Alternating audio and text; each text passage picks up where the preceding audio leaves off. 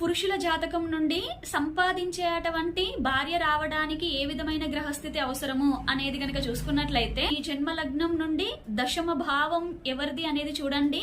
మీకు దశమాధిపతి గనక శుభగ్రహమా లేదా చెక్ చేసుకోండి.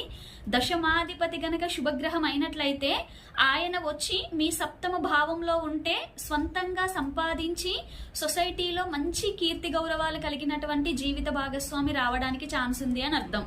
అది ఏ గ్రహం అయితే ఆయా గ్రహ బలాన్ని బేస్ చేసుకొని అంత ఎక్కువ మొత్తంలో తన పేరు పలుకుబడి తనకి సంపాదన అంత ఉంటుంది అని అర్థం.